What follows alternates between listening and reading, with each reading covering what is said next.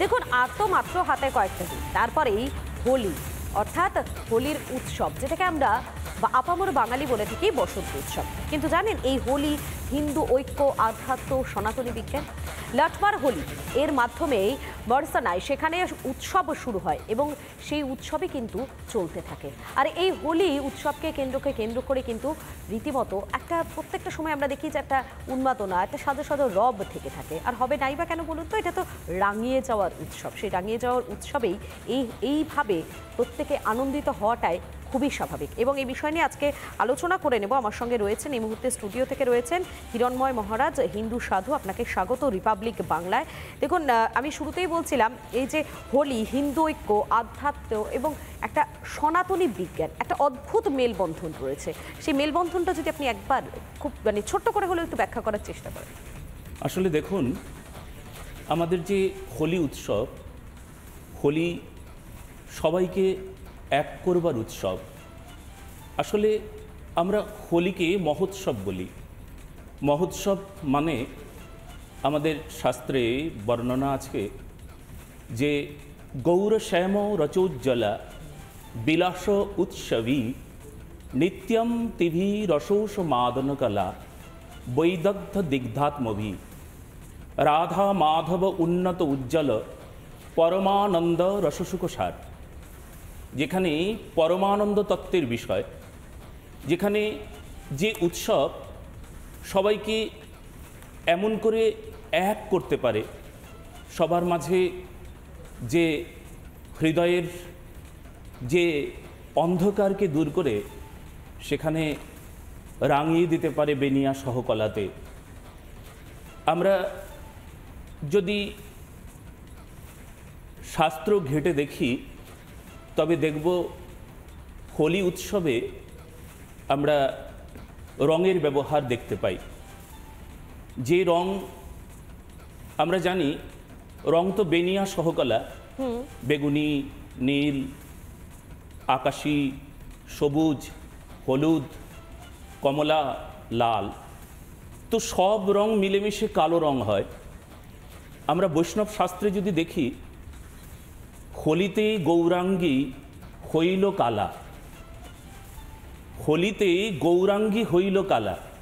হোলিতে কি হচ্ছেন না, গৌরাঙ্গী মানে হচ্ছে রাধারানী, রাধারানী কালো হয়ে গেলেন।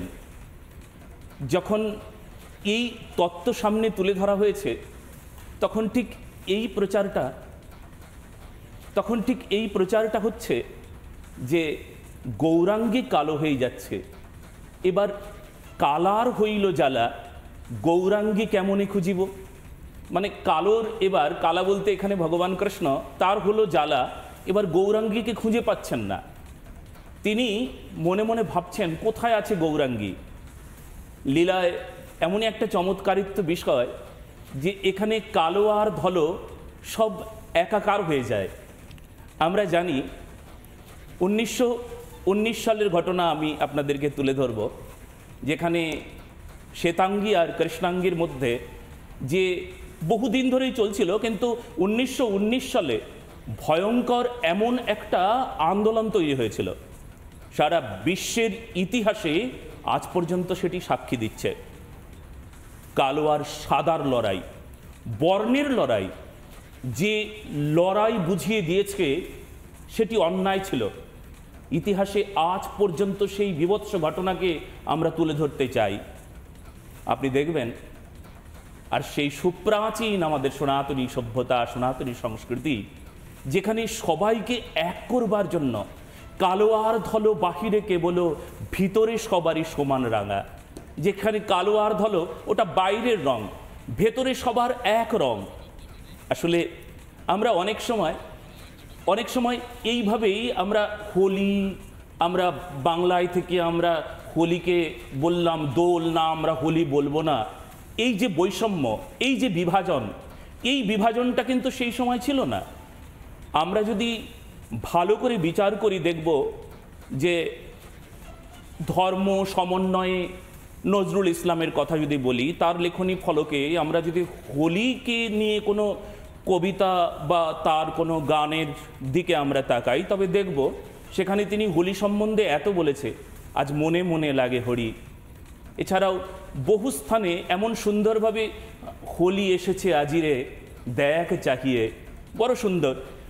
রবীন্দ্রনাথ ঠাকুরের ক্ষেত্রেও আমরা দেখেছি তার লেখনী ফলকে, সেখানেও তিনি এই বিভাজন থেকে তিনি বেরিয়ে এসে সবাইকে একদম মুক্ত কণ্ঠে বলতে চাইছেন যে সবাই এক করবার আনন্দ নেড়ে আজ সবাই এক হয়ে যারে।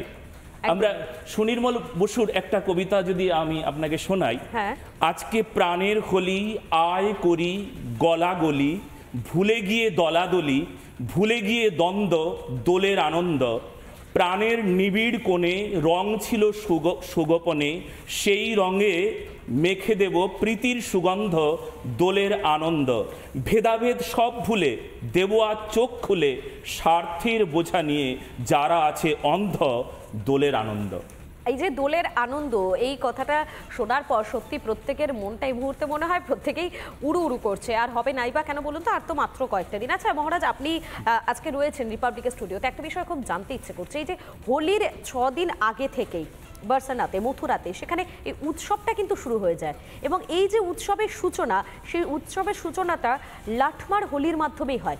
এরপর আর কি কি থাকে, মানে এটা খুব জানার ইচ্ছে। খুব ভাগ্যবশত আমি একবার বৃন্দাবনে ছিলাম হোলির দিনে, আমি সেখানে দেখেছি কিভাবে মানুষ উন্মাদনার সঙ্গে, খুব আনন্দের সঙ্গে তারা এই দিনটা পালন করেন। কিন্তু এই যে 6 দিন আগে থেকে পালন হয়, সেটা যদি একবার বলেন। দেখুন, 8ই মার্চ থেকে লাঠমার হোলি বর্ষানায় হয়। লাঠমার হোলিটির যদি তত্ত্ব আপনি জানেন, তবে সেখানেও আপনি দেখবেন যে সনাতন সংস্কৃতি আমাদেরকে এত সুন্দর কিছু দিচ্ছে, যেখানে আধ্যাত্ম শিক্ষা আমাদেরকে বুঝিয়ে দিচ্ছে, এমন একটা চেতনা সবার মাঝে তুলে ধরতে চাইছে। লাঠমার হোলিতে লাঠি নিয়ে আসছে সমস্ত ব্রজবাসী মাইয়ারা, সেখানে তারা লাঠি নিয়ে ধরেছেন, আর সেই লাঠিটাকে ঢাল রূপে সমস্ত ব্রজবাসীরা ধরেছেন। এখানে ব্রজবাসিনী মানে ব্রজ নারীগণ তারা লাঠি নিয়ে দৌড়ে আসছেন, আর এখানে সেই লাঠিটাকেই রুখছেন, মানে ঢাল হয়ে সেখানে পুরুষরা মানে যারা ব্রজবাসী তারা সেই লাঠিটাকে রুখছেন। এমন এখান থেকে না একটা বড় সুন্দর একটা সুশিক্ষা আমরা লাভ করতে পারি। সেটা এই যে নারী শক্তি, যেখানে নারী শক্তি তারা সামনে এগিয়ে আসছে, আর নারী শক্তিকে সম্মান করতে আরেকজন লাঠি ধরেন নাই, তারা ঢাল হয়ে আছেন। তার মানে নারী শক্তিকে সম্মান করার যে তত্ত্ব এখান থেকে আমরা ঠিক লাঠমার হোলি থেকে খুঁজে পাই। রবীন্দ্রনাথ ঠাকুরের সেই বাণী, নারীকে আপন ভাগ্য জয় করিবার কেন নাকি দিবে অধিকার, ওই ঘাটে কত বধূ কত বর্ষ বর্ষ ধরি, ভিড়িয়াছে ভাগ্য ভীরুতরি।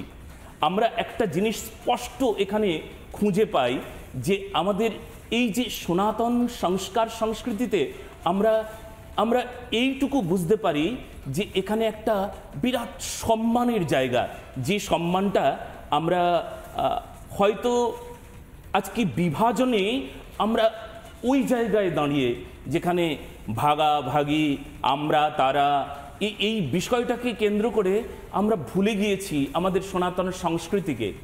আমরা লাঠমার হোলি, তারপর অন্যান্য যে হোলিগুলোর, ফুলের হোলি, হ্যাঁ ফুল হোলি আছে, তারপর লাড্ডু হোলি আছে। আচ্ছা লাড্ডু হোলিতে কি হয়, মানে লাড্ডু নিয়ে খেলা হয়? লাড্ডু নিয়ে খেলা হয়। এখানে লাড্ডু বলতে কি হয় জানেন? লাড্ডু বলতে এখানে প্রসাদ, মানে যার উপরে লাড্ডুটা পড়ছে, প্রসাদ মানে কৃপা, প্রসাদ মানে প্রসন্নতা, প্রসাদ মানে আনন্দ।